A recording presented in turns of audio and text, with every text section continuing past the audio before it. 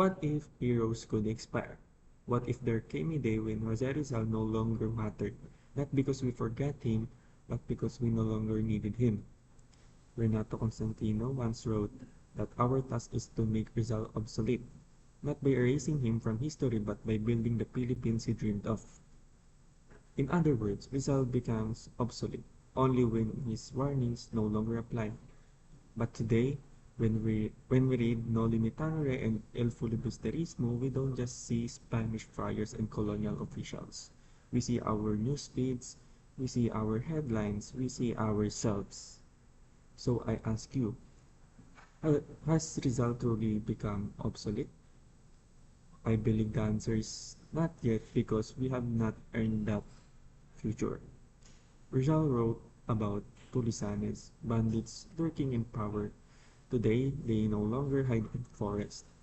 They sit in air-conditioned offices, sign confidential contracts, and ride luxury cars.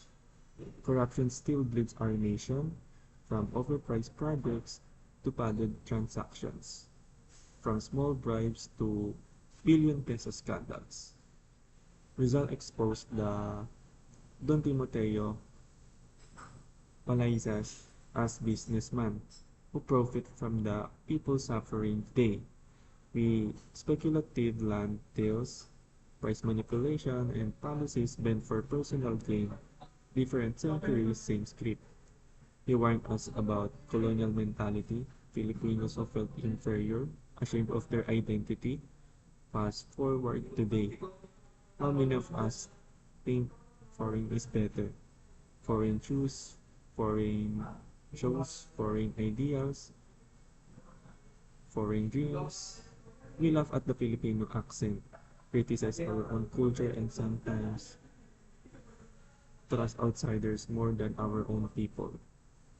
Rizal called out Basilius the talented, educated, but silent, focused only on personal success. Today, how many brilliant Filipinos stay quiet, comfortable, unbothered by injustice long as their lives are untouched? These patterns prove one painful truth. Rizal is still relevant because we still haven't changed enough.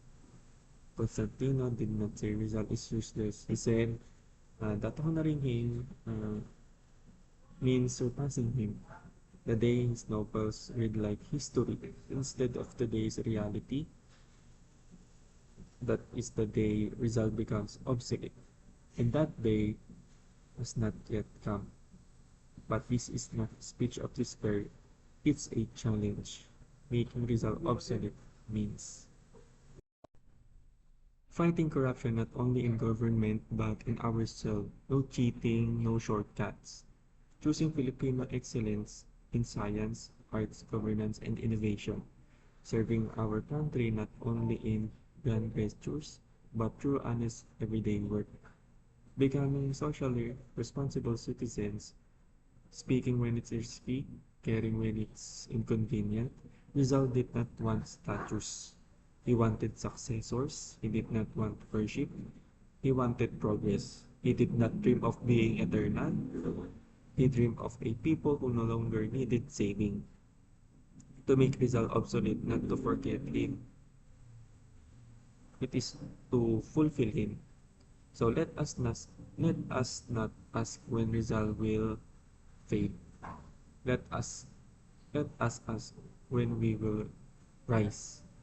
When we will build Philippines where integrity is normal, pride is genuine, nationalism is live, and every Filipino works not just for self, but for nation.